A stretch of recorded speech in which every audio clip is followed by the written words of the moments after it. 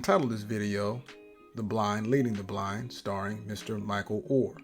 And the reason that I entitled this, The Blind Leading the Blind, is in the book of Matthew. It says, when the blind leadeth the blind, they both will fall into the ditch.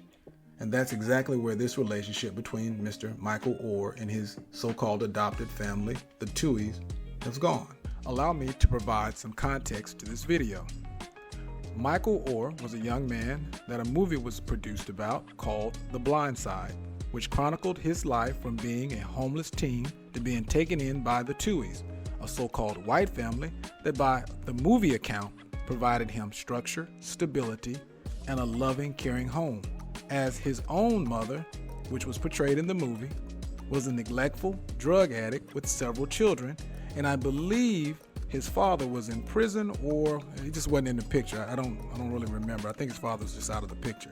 I watched this movie in bits and pieces because these type of movies really never appeal to me because they portrayed really racial stereotypes. They usually portray a black family as neglectful, drug addicts living in a drug-infested neighborhood, fatherless, and then they'll portray the so-called white family with family structure, beautiful home, a loving family, morals, values. And both of those things are usually never completely 100% true, but the way Hollywood portrays it, that's the way they portray it. Like that's 100% true. So I just never really get off into these type of movies. But anyway, I did kind of watch it, so I do have some kind of context of the movie. But anyway, Mr. Michael Oher is now suing the Tuohys, saying that he was used. This video is going to talk about it, and I'm going to chime in. The Oscar-winning film The Blind Side, now on Defense. Do you have any place to stay tonight? Don't you dare lie to me. Come on. Hear how she said that? You have a place to stay? Don't you dare lie to me. Now, listen how you talk to someone. She's talking to him like he's a damn service dog on this movie. Now, I understand that this movie is, made for movies and they want to make it dramatic and so on and so forth. But the Tuohys, by their own admission, they greenlit this script, so they knew how this sounded. They wanted to make it look like that they were the ones that were the reason for Michael Oher's success. So they wanted to take him home and give him morals and beliefs and discipline, something that they, most of those certain Caucasian people don't feel that so-called black people have any discipline. So that's what she was going to do. She was going to talk real stern to him, and he was going to look like the good little guy, the good little boy, and just go jump in the vehicle. And the whole time that they're doing this kind of thing, you can kind of tell. That's why I didn't want to watch a movie like this. You can basically tell how this whole story is going to end well before it ended. This is not a feel-good story. This is a story that they were going to use this young man from Jump Street. They were going to use him, and he couldn't see it coming. I'm glad he finally woke up. I think he woke up many, many years too late. He's filing his lawsuit many years too late when he finally figured out that these people never loved him. They used him as a sideshow. He was basically a service dog. I'm surprised she didn't say, "Come on, get in the car, get in the car, get in the car, get in the car." I'm surprised she didn't. I'm surprised she didn't do that. I mean, they basically showed this young man off like a silverback gorilla in their house, like he was a zoo exhibit. Like their friends come over and they like, "Oh, he's at your table eating? Yeah, we've taught him manners. Can you believe it? Yeah. Well, he's going to play football. He's a great football player. Oh, I'm sure he is." The neighbor's like, "Oh, I'm sure he is. Oh, I wonder, can we get one? We got ours out of the ghetto." "Really? Yeah. And you might ought to go get you one. The police are hunting them down. They're an endangered species out there. You might ought to go get you one." "Wow, where do you think we can find one of them?" "Well, I tell you, you can go find one off of Martin Luther King. You can find many of them. It's a Martin Luther King everywhere. You can definitely find them off of Martin Luther King." I'm sorry, I digress. But anyway, yeah, they were just there to use this young man. Let me move on. After former NFL player Michael Oher filed a lawsuit against them, claiming he was lied to and exploited for their financial gain. But the Tuohy family is flipping the script. In a statement to NBC News, their attorney alleges Oher previously threatened them in an attempted shakedown, saying he would plan a negative story about them in the press unless they paid him $15 million. Yeah. I'm sure he's upset now. He's figured out that these people never had any love for him in the first place. They were using him. They were using him for their financial gain. They had him sign paperwork, made him probably think he was their child, and he wasn't their child. And I'm sure what's going on now is he's been out of the NFL for several years now, and I'm sure those phone calls have stopped. I'm sure those invites for family functions as far as Thanksgiving and Christmas, those are now gone because they've already used you. They've got what they wanted out of you. They wanted you to play high school football with this, with whatever high school this, I think his dad was a coach or something. I don't know what his dad was, but I know they wanted him to play high school football where he played high school football. And I know they wanted him to go to their alma mater, which is the University of Mississippi at Oxford. And that's what he did. And they did exactly what they wanted to do with this young man. They saw him go pro, and they probably took some of his money or at least negotiated his contracts, probably got a small percentage of his money. So they already had in their mind what they were going to do from Jump Street with this young man. Use him up. In an interview Monday promoting his new book, Oher did not address the lawsuit, but expressed some frustration with how he was portrayed. When I moved in with the Tuohy family, who I'm grateful for letting me stay my senior year there. Mm-hmm. But you have to understand, and I was an All-American football player before I moved in with. See, he's saying it right there. He was grateful for them letting him live there.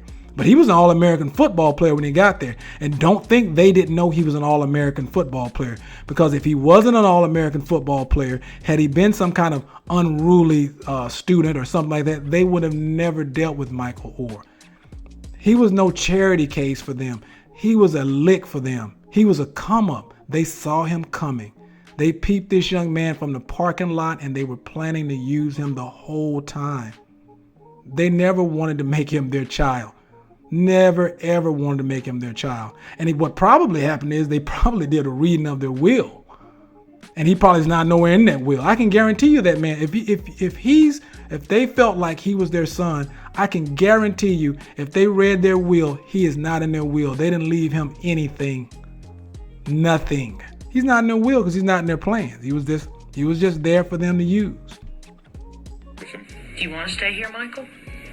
Just as the film depicts, or describes in new court documents, how he was on his own in high school and nearly penniless. He says in 2004, just before his senior year, the Tuohys invited him to live with them. Right before his senior year. Discussing adoption. Oher claims he was tricked into signing documents he believed were a necessary step in the adoption process. See, he was tricked into signing paperwork. They made this young man believe that he was going to be part of their family.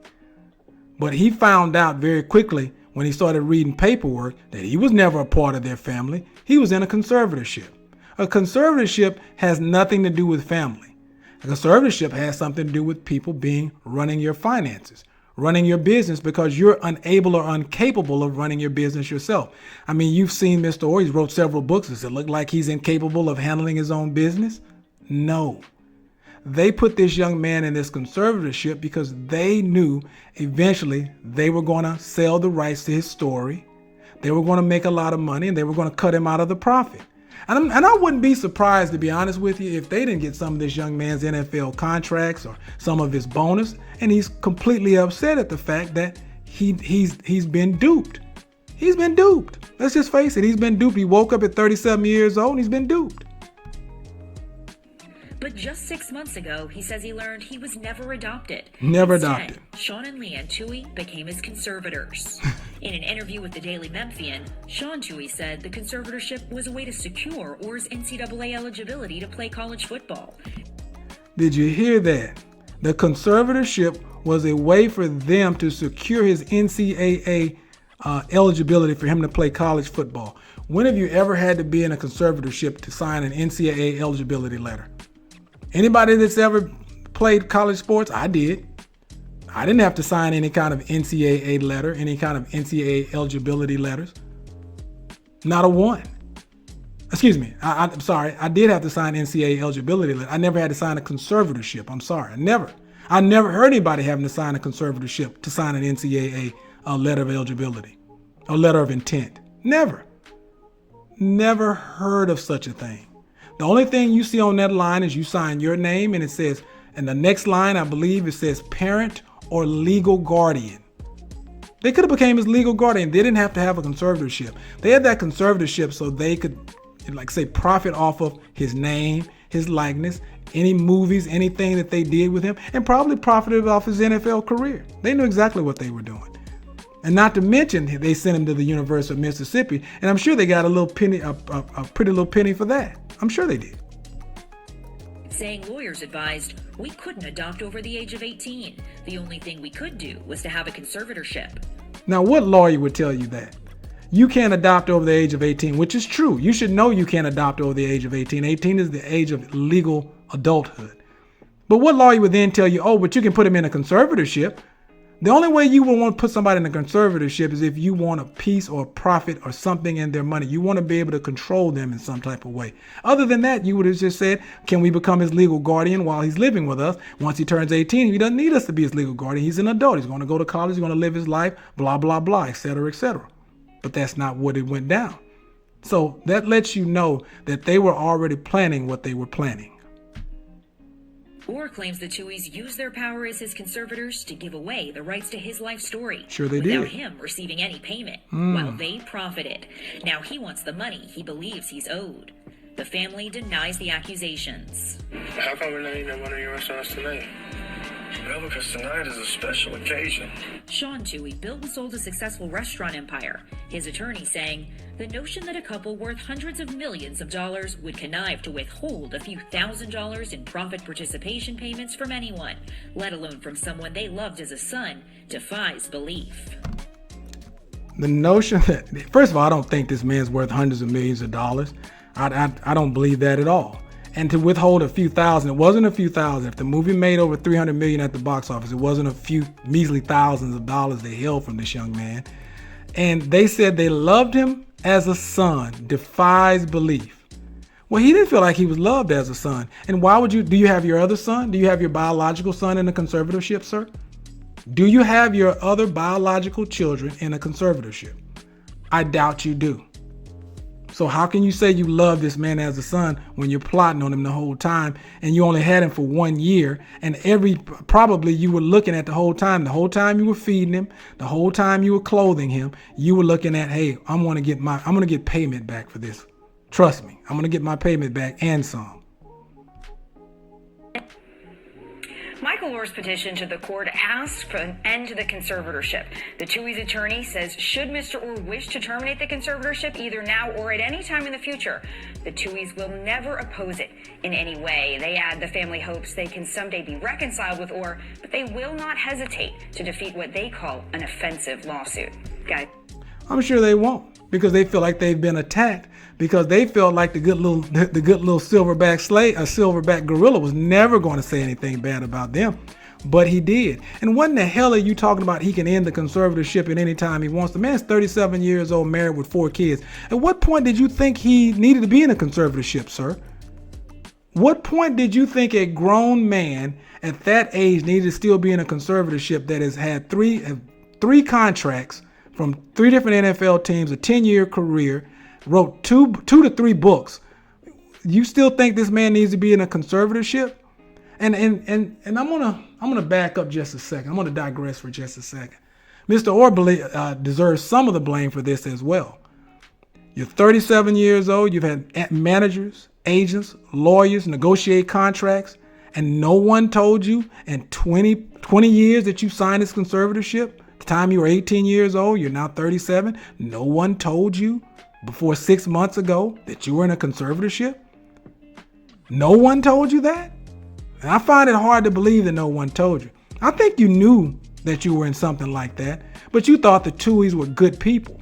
You didn't think they were plotting against you. You didn't think they would do anything to you like that. They told you you were like a son, and that's what they kept telling you. And you believed you were like a son until they showed you that you weren't.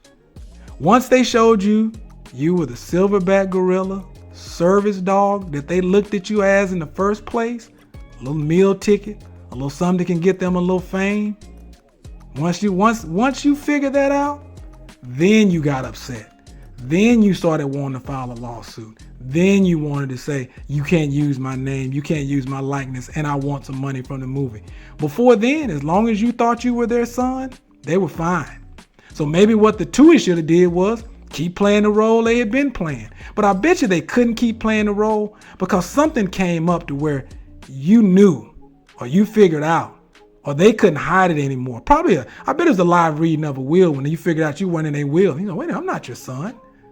Wait, you left her this, you left your son this, you left your cousin, you left your niece this, but I'm your son. You didn't leave me anything. They weren't going to leave you anything.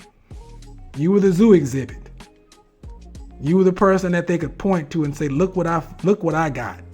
You ought to get you one. Anyway, shame, but it is what it is. Like, comment, subscribe, and share. Have a good one. I'm out. Happy holidays. Merry New Year. Y'all have a great day. It's a great feeling to be back.